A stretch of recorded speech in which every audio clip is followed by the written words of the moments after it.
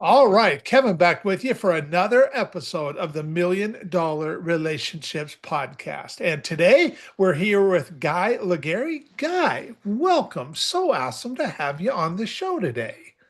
Thank you, Kevin. Good afternoon. It's nice to be here and finally have a chance to be on your podcast. Yeah, I have been looking forward. I cannot believe it's been just a little bit over a month since we last spoke and stuff. Time Yes, flies. absolutely.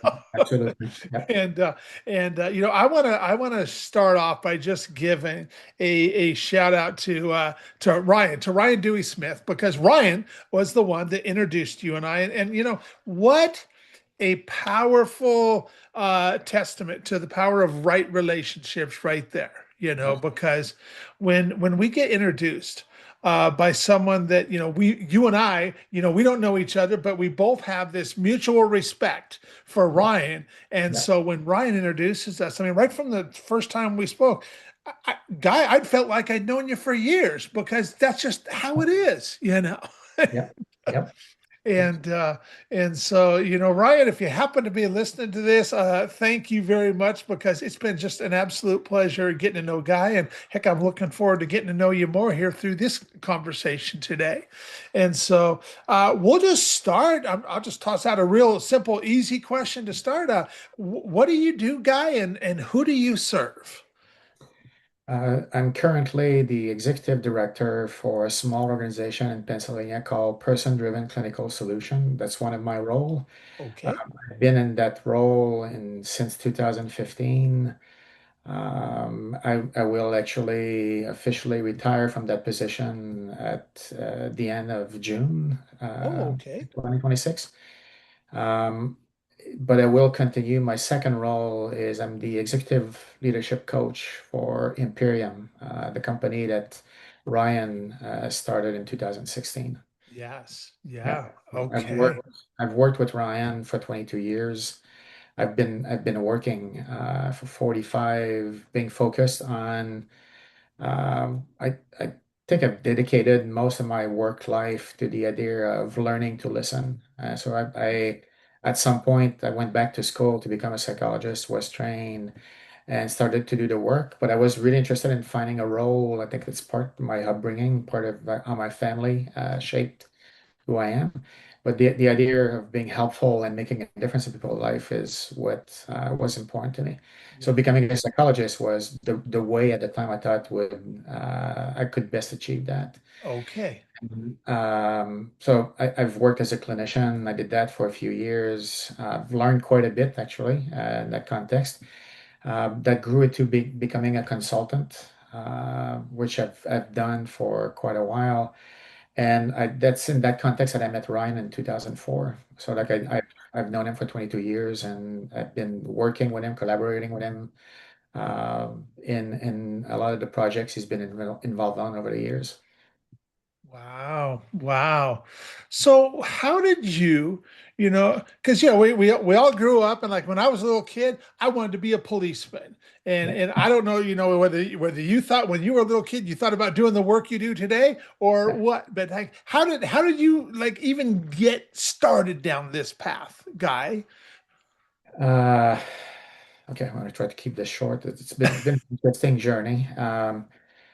So to go back to your original question, like when I was younger and for most of my teenage years, my goal and my dream was to become a chemist, right? So Okay. probably Okay. since I was like 8, 9 years old, I was dreaming of becoming a chemist.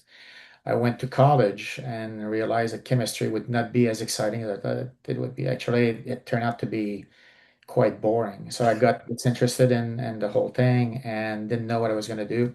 So I stopped going to college because I didn't know what I wanted to do Okay. and found a job. I started to provide supports to people in Quebec City who had a physical disability, who needed physical assistance function in their daily life.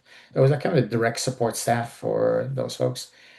And I've always been interested in the idea of listening. So like I worked with folks who were not just struggling with a physical disability, but who were also at times described by other people as difficult to be around, difficult to be with, people who were doing things that made it like often staff would feel frustrated and angry with them. And Okay. it's not that it didn't happen to me, it did not happen as much to me as it did to other folks. So like I gravitated towards those folks. And one of the supports that were offered to the staff at the time was like a psychologist would meet with us once a month to talk about the situations that we were experiencing, what was working well, what was not. And I was fascinated by his ability to just listen to us and be quiet and eventually say, I've been listening to the story, and I'm wondering if, and then he would reframe the whole story for us. And so what we thought we knew versus what he would offer, and when he offered it to me, it was just like, holy, I think that I never thought about that specific situation or that interaction with the person that way. And that's what got me hooked and the idea of I want to be a psychologist. I think Wow. I'd love to be able to do something like that and work with teams and help people.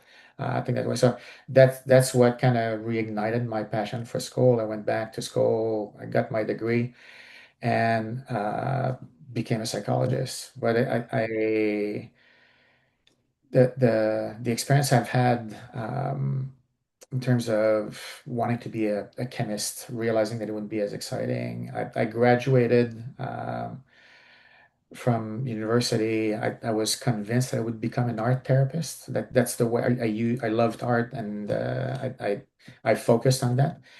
And I had some experiences that I worked for a group where that kind of got squashed. Right? So like I realized no, that's what I want to do. So I kind of gave up on that idea, but still focused on folks who I was interested in. And at the time, I was really interested in supporting individuals with serious mental illnesses, Okay. which took me to New Brunswick, Canada, where there was a project at the time to close their two psychiatric facility in the province, which and they were trying to build community services. 1990, that was brand new. Like that thinking was new for them. It was not in a lot of other places, but it was new for them. And so I moved there to do that work specifically, and I think that's for a couple of things. So like one is like we were talking about the individuals that have impacted you. I met one of those folks in 1990, and I not only became interested in the idea of listening, but I became interested in the idea of learning to manage the impact I was having on folks. So even though I'd graduated, I was trained, I was receiving supervision. People who hired me thought I was like doing well. I was motivated, compassionate. I was doing what I wanted to do. I had multiple experiences with folks I was trying to be helpful. I was trying to build support system to help them be safe and stay in the community instead of being in and out of the psychiatric facility, Okay. which was their pattern. And what I was learning was that when I was engaging with them and responding to them based on the training that I had and the role that I was expected to play, I was not realizing that I was impacting them in a way that was not helpful. So like I was doing what I was supposed to be doing. I was working really hard. My heart was in the right place. I was convinced that I was just trying to be helpful. And I learned that for them, their experience was very different than what I thought I was seeing or Okay. hearing. So like the interest in learning to listen was like so like it became clear. I keep going back to James as was one such individual who had worked like really hard for 6 months and over time he was getting increasingly more frustrated with us. There was a group of us trying to help him remain in the community and uh, we got to a point where thinking about James, it's like we think he's getting sick again. So our thinking was he's getting sick again, and the signs were there. We interpreted it that way, and it wasn't going well despite our best effort. So Okay. during the time I was working with James, was one of those individuals. I met Herb Lovett, who was a psychologist, a consultant, was doing training in New Brunswick at the time. And we were talking about relationships that impact you. Herb focused and wrote a book on learning to listen. And so I went to his 2 day session, learned quite a bit. And there's something he said during the session that I think has stayed with me for 45 years, has been guiding my learning over the past 45 years. And he was kind of not joking around, but people would often laugh because when he would say something like this. And he said, the day I realized as a psychologist that was my client's biggest problem, they all started to do a whole lot better. Mhm. And so it took me a while to really assimilate what that meant, but it did sink in. And the lesson out of that was that at some point, Herb passed away in 2000. I didn't have a chance to have that conversation with him before he passed. But I've always been curious. Now that I've learned it, that I've grown with it, that I understand it better. It's like I was curious to understand, like, how did that happen to you? Was it like one specific instance where you realize, oh, I'm in the moment right now with this individual, I'm not helpful. And if I can recognize that and change that, then maybe things will change. So Herb was really good at helping people understand that if we do our work well as helpers, it's not just going to change the individuals we're helping, it's going to change us as well. Yeah. And so I heard that, we were struggling with James, and I thought about, like, I remember having this kind of aha moment at 3 a.m. one night, and we were struggling with James. We were thinking that he was getting sick and he might need to be hospitalized. Okay. When at 3 a.m. I woke up thinking about what Herb had said and thinking about James. And instead of thinking about James with the assumption that he was mentally ill and struggling, I started to think about James the way Herb was describing it, as just another human being who maybe is not appreciating the way we're trying to help him, which was kind of like for me was a novel kind of thought. When I woke up, it's like, holy cow, that what might be happening with James? And so Yeah. I had this like really profound experience about using the information I learned from her, learning from the conversation and using it to try to make a difference with someone I was finding challenging, I was struggling with.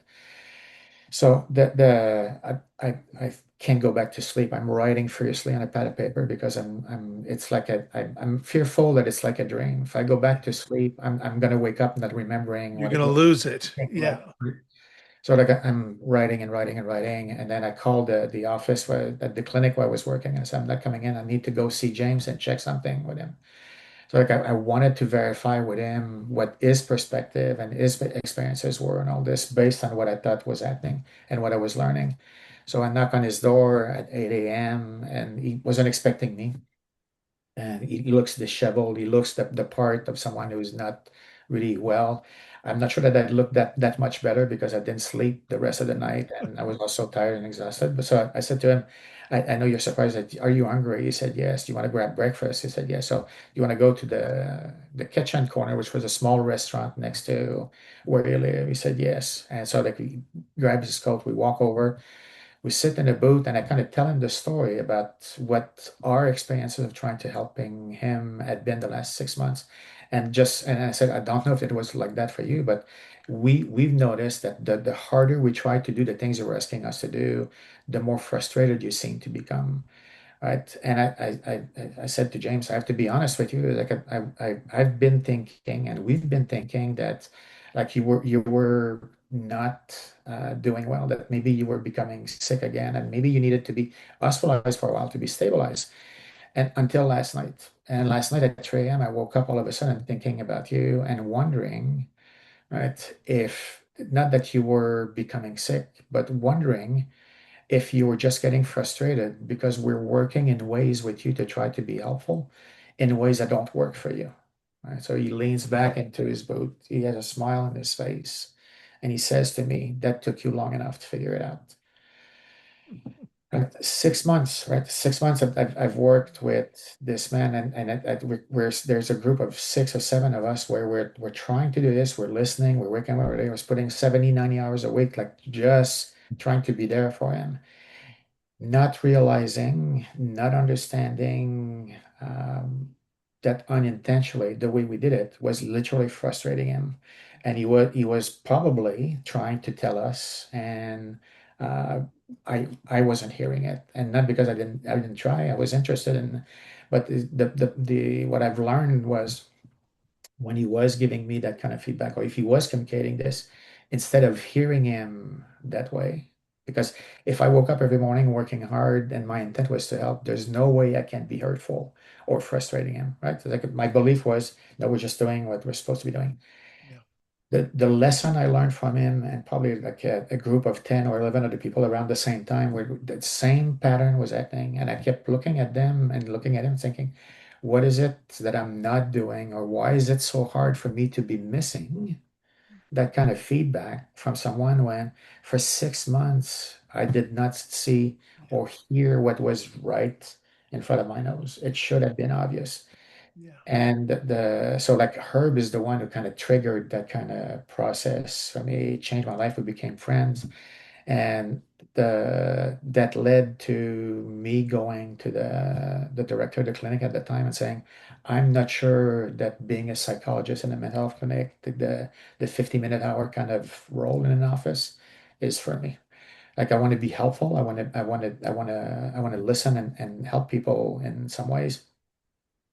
And I was lucky at the time. The director with RME said like, yeah, we can use you in different capacity. You don't need to give up your job. We need people to build those supports for folks in the community.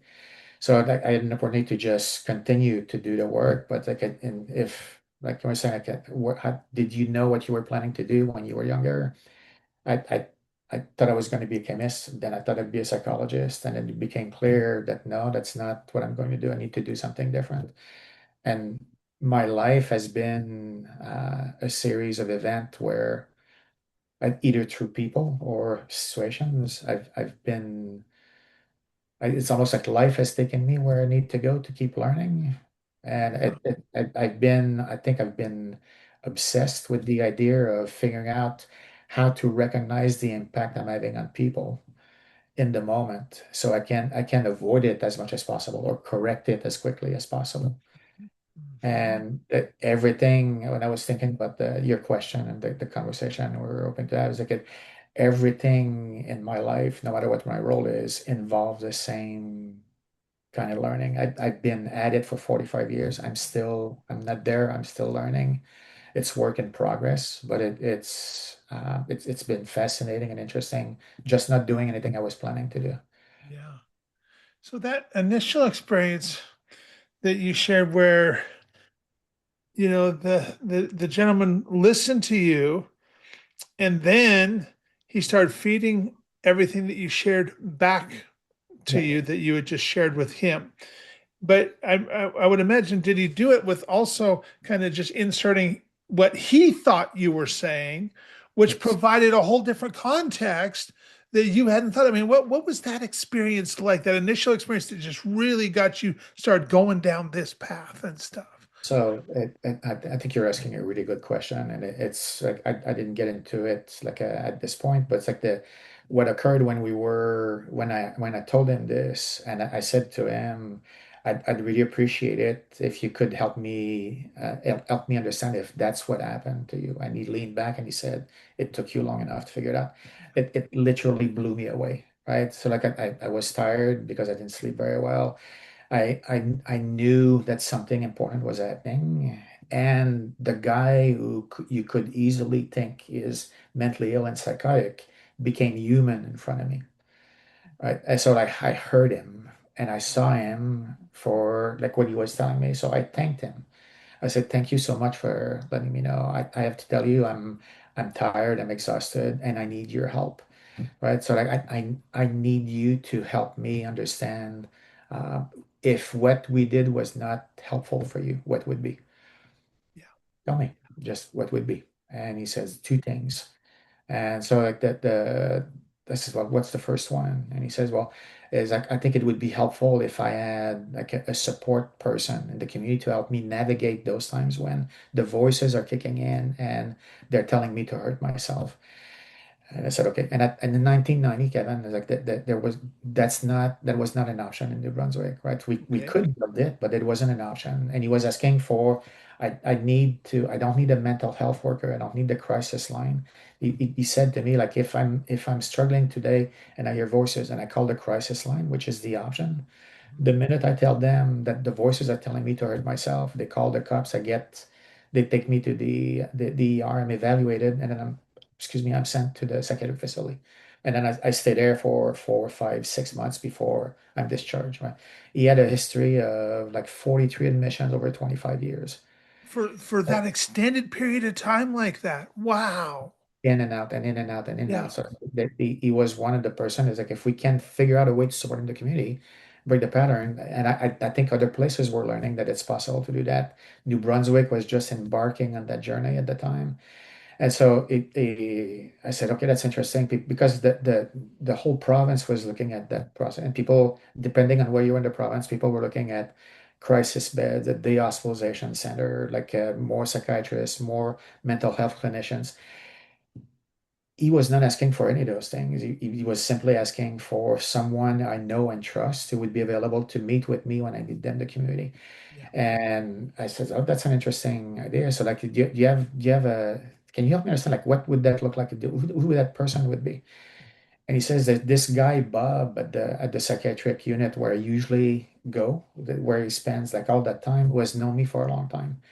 And so like he's an older gentleman. It's like I've known him for a long time. He knows me well. And one of the things that he knows and he does for me, when I get admitted because I'm really not doing well, he will remind me that I've been there before. He has been with me before. We've been through this. We're going to be okay. It's just a matter of hanging in there. So like he started to describe the relationship he had with Bob.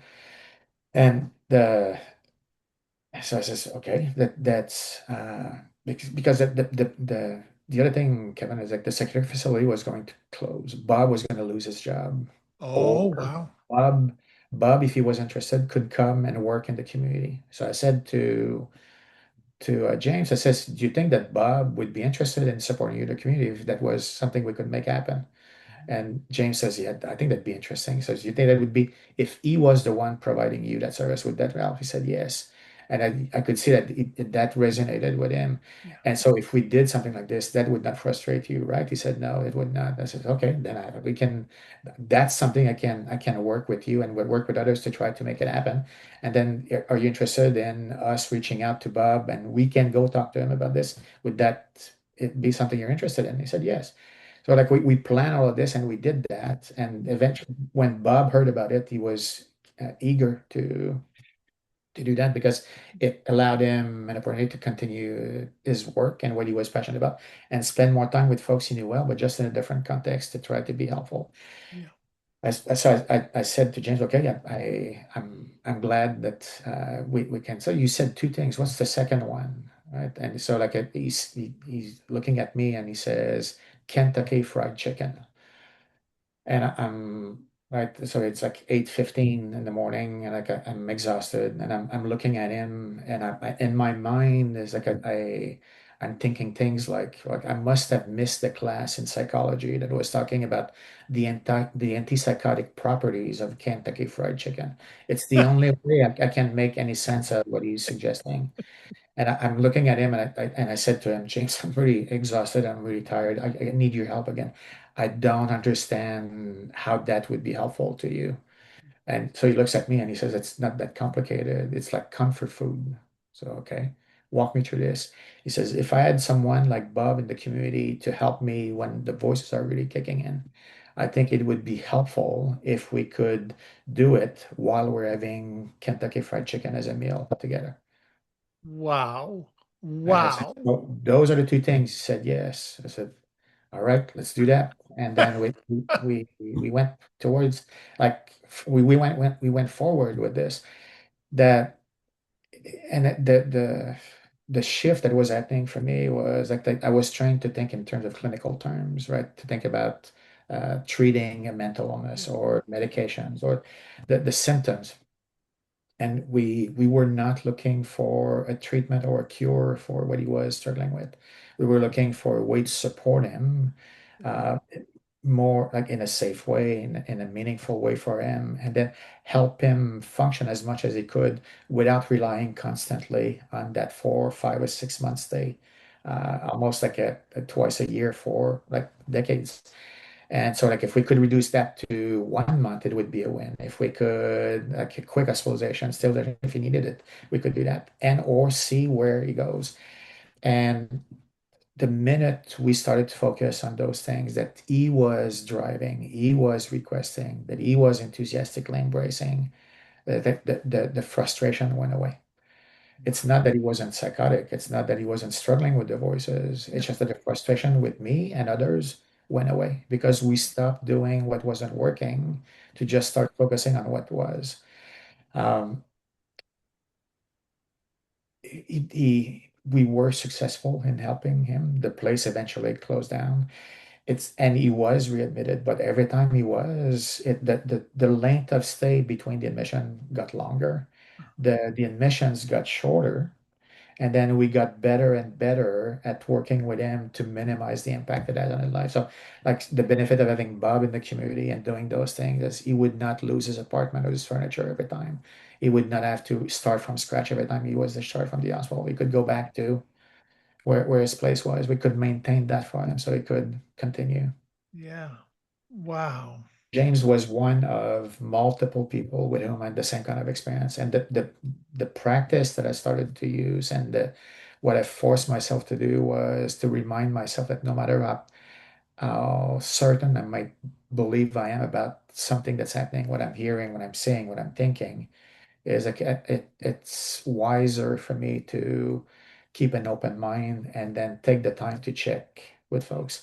Unfortunately, early on, is like I did it out of like with James, it's an accident and luck, I think. And with other people, it started to become like when I started to feel frustrated, confused, exhausted, out of ideas, and out of desperation, I would say to someone, I'm really struggling here. And I said, can you help me figure out like if what we're doing is working? And then literally probing and asking people to give me feedback about this. It wasn't systematic at the time, but it was the lesson I was learning. And so like I shifted from being a more traditional in the office psychologist to doing this work with folks. And meeting Herb was like the beginning of an introduction to another person in Pennsylvania where I'm now living. But it's like it's Herb was tremendously helpful. He changed my life. He offered me some things that I've been using and learning from for the past 45 years, and as put me in touch with other people like when you look at the sequence, it's like I could not have planned or engineered this. It just happened because I met him, and then he said, "Well, you need to meet this woman, Beth Burrell, Dr. Beth Burrell in Pennsylvania." And Herb said to me, "I was like, I think you're really gonna like her." I said, okay. And so they introduced us. And when I first met Beth, it was like meeting my long lost soul sister. Right? So she's Wow. a social worker. And we ended up discovering that it's like the first time I met her, we had a 4 day long conversation. Right? We talked nonstop for 4 days about things we were interested in, what kept us, like what we were passionate about with work, Yeah. and became friends. But like getting to know Beth and learning from her, she was a tremendous leader. I think she was like a very powerful group facilitator. So she really did well around conflict, working with groups, working with large group. I learned an awful lot from her. Anything I do today, like that has to do with group work, teamwork, building groups and conflict, I've learned from her. Wow. And the the passion was there, like the work came. So like I had the contract to work for the state of Pennsylvania as a consultant for a year because of the role she was playing. A year turned into two, then turned into three. I met my wife while I was here, and then never left Pennsylvania. But it's like it's right, after spending and learning quite a bit from Beth and working for quite a few years with her, is when in 2004 I ended up meeting Ryan. Yeah. Ryan Dewey Smith, who at the time was the CEO of Supporting Herself for Family. Right? So like and Ryan, I think Ryan quickly created some opportunities for me to contribute to help with what he was trying to do at the time. And he He was saw that you had a gift, guy. You have a real gift, you know. Yeah. Yeah. and it's so like with Ryan, it was the same thing, is that we just applied it in a different way. Yeah. And because we met him later on, like things were starting to not be as accidental. It became clear that there was more to this than just like luck.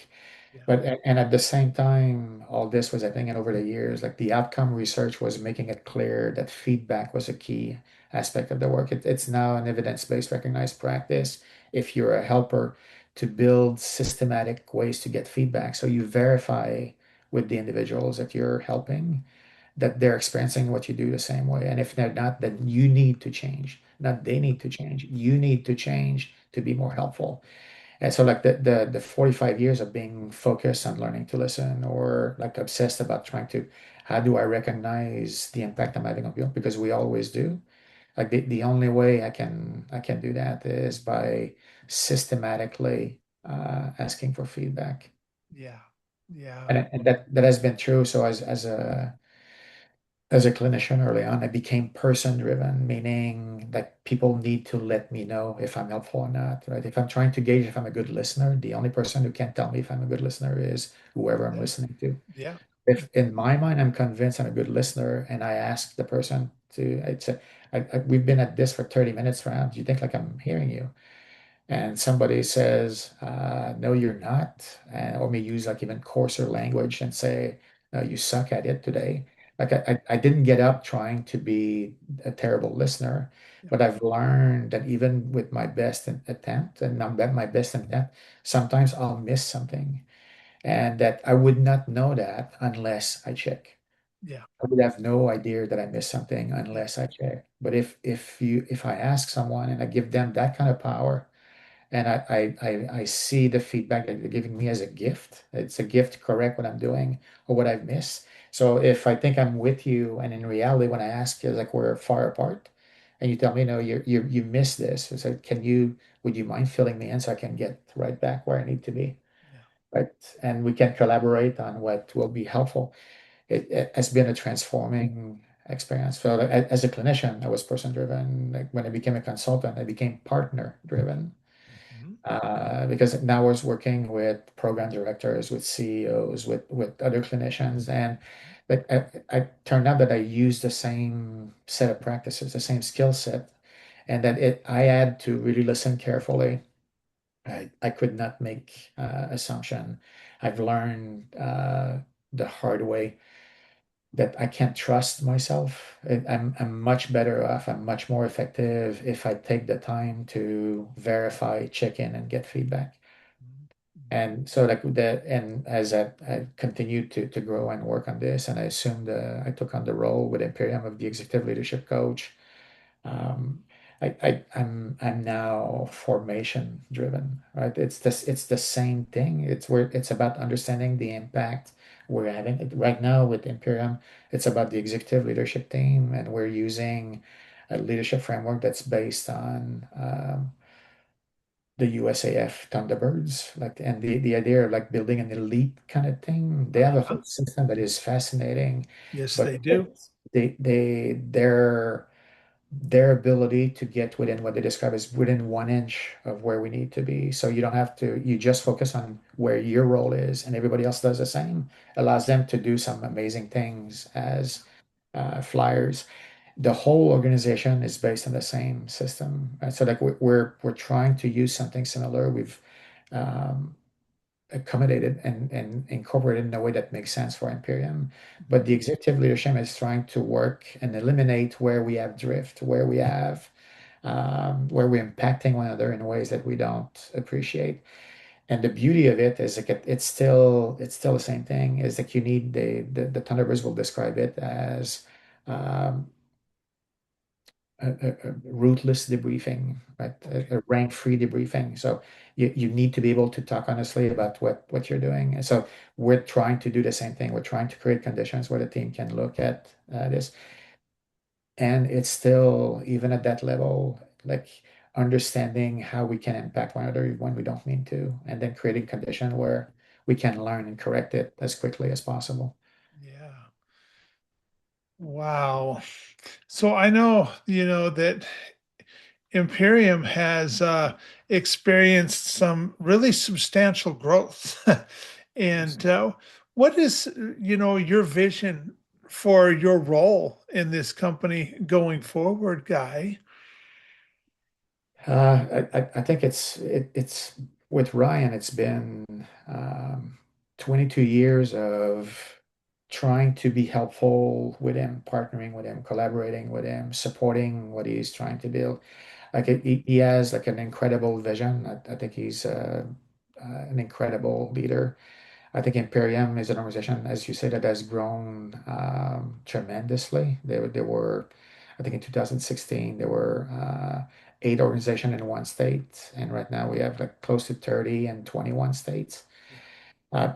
So the idea behind Imperium of helping nonprofit organizations make the most of their dollars, multiply the impact they can have without sacrificing their mission or their identity it is a really cool idea, and it's just growing. A lot of the work I have been doing is supporting Ryan and his team. So like in my role is like the sort of trying to articulate the leadership framework for Imperium, trying to help the group practice it in real life. And so like through the Imperium Leadership Series, where we're meeting regularly with the executive leadership team and or with the affiliate leaders to try to do training to promote trust to to do a lot of different things to help the larger organization operate as one it is part of and some of the work I'm doing. I the I hope that this makes sense. But the leadership team, I think, is doing incredible work. They're committed. They're trying to do this, and it is hard work. So like you have a group of like they're all very smart, driven experts within their subject matters, and they're trying to come together as a group to be efficient, to be deliberate, to create structures that are scalable.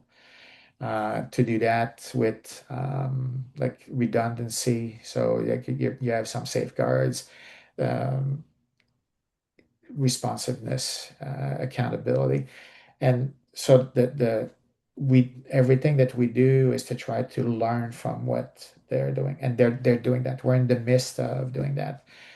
We've had some really powerful meetings, some interesting meetings where people are learning. And I've said to them quite a few times, I think if you think about the Thunderbirds, and I remember when we had a chance to talk with the leader of the 2023 team, when you start the beginning of the season, they're training, they're flying apart maybe at 36 inches or 4 feet apart from one another. Yeah. And the goal is to get to within 18 inches by the time the season they're performing and the show starts. And moving from 4 feet to 36 inches is probably not as hard as moving from 20 to 18 at the end, Yeah. because now your level of tolerance is a lot more. And so, Yeah.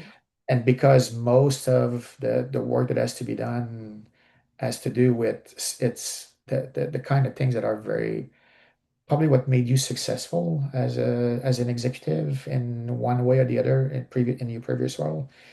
You need to not abandon what you learn and who you are and what you do, but you need to be able to recognize and manage how your own style, your own thing is your own energy, and your thinking can at times get into the formation and impact the formation in one way or the other. Not because that you mean to, but the practice is to be open to regularly debriefing without ranks. So like we do want to be able to talk about what happened, not to blame people, but say that was drift. We need to figure out a way to do this without that drift, and then keep inching closer to where we want to be. So the organization as a whole has the ability to scale up as they get bigger. That to be efficient, to be deliberate, to be scalable in everything that they do. Yeah. So there's that part with Imperium. I think I sometimes play a role with new affiliates. that will probably continue for a while, especially like when there's like to try to help the cultures of two different organization, a two big organization, Mhm. not one assimilate the other, but like understand one another so they can align with the larger mission of Imperium. Yeah. Well, Yeah. there's training to be done. There's I I, I I'm having a blast. I'm doing some of the most meaningful work I think I've been doing in all my life, Yeah. and it's like the I've Ryan has been great in terms of supporting uh, and creating opportunities for me to do what I think I do best naturally. Like the thing that I've learned from all the work over the years is it's literally trying to incorporate them and or incorporate it into the team and use it to try to help the team create that kind of coherence, that kind of excellence, and hang in there while we're working on it. So it's work in progress, but it because the organization Imperium is changing all the time and growing all the time and doing some creative, exciting thing. I think we have some work we're gonna have to do for a while. So Yeah. like I if I can be helpful is like for me is like along the like Ryan knows well what I can do. So like the if we get to a place where he says, yeah, I think it's as far as we can go. It's like no, I'm not gonna be hurt. And it's like what matters to me. It's always been the same thing. Is like if you say I'm helpful, then I'm helpful. If we get to a place where I'm not, I can try to adjust. But if we say, yeah, it's we need something else, then we need something else, and I'm not the right person. It's okay. I did what I could, and I'm grateful for the opportunity, and I think it would be reciprocal. But it's um, I I've been pretty creative for 22 years working with him. I think we've learned to trust one another. I trust him implicitly with a lot of those things. I've learned a lot from him, and I think it's also um, for some things that the same for Ryan. Like Yeah. I've seen him grow as a listener. I think I've seen him use feedback over the years in ways that I wish more people that I work with, I try to collaborate with, would do. I think that's part of his success and his ability to connect with Yeah. organization and group and grow Imperium. Like the Yeah. team is helping him, but it's like he really has a gift for doing that kind of work. Yeah. Yeah, a gift for it and just a real heart for it too. I mean, everybody that I've spoken to involved with Imperium is that way. Yeah, you're incredibly gifted at what you do and just have a huge heart for the people that you're serving and stuff. Yeah. And that's man, what a powerful combination that is. Well, for anybody listening to this that's now thinking, man, Kevin, man, I really love Guy, and I sure do appreciate how he shows up, and just the work that he's talked about that they're doing at Imperium and stuff. It just maybe got me thinking, like, man, I you know what, maybe I'd like to have a conversation with somebody like Guy, or maybe I know somebody that they might be able to help. Any website, any resources we can share with folks? I think imperium.org, Okay. INPEREUM.org. I think I'm part of the leadership team. People Yeah. can find my information there. They could reach out to me. There's contact information. It's probably the best way at this point to Okay. connect with me. I believe you have the information already, right? Yes, Uh, I do. I have that, and we will include that with the show notes with the podcast. So make it nice and easy for anybody that does want to reach out and stuff for sure. Yes. And always open and interested in hearing from people if they have ideas, if they're trying to do something similar or would like to do something like this. A lot of the work we do, we try to design um, so it's not just helpful for the executive leadership of Imperium, but it's like if you think about the constellation where we have 30 organizations, the Imperium Leadership Series, a lot of what we share and do with the larger group as is sharing what we're learning from the executive team work.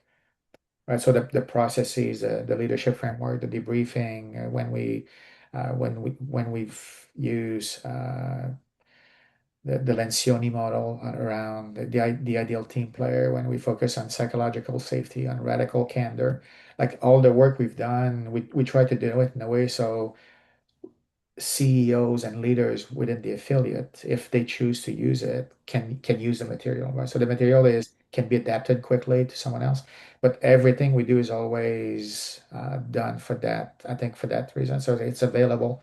And if people are interested in, if there are people who are doing it and we're helping, but it would be the same thing. I'd love to hear from folks if they have an interest in it. Awesome. Awesome. Well, I'll tell you, I want to thank you so much for taking the time to have this conversation today. I really appreciate it, Guy. I really appreciate you. And I'm excited to get this out there and share it with folks. So thank you so much. No, you're welcome, Kevin. And I also want to thank you for the opportunity to spend some time with you and to share this with you and your listeners. It's been an absolute pleasure to get to know you and to do this with you. So I'm grateful for the time and the opportunity. Absolutely. Well, thanks again. All right.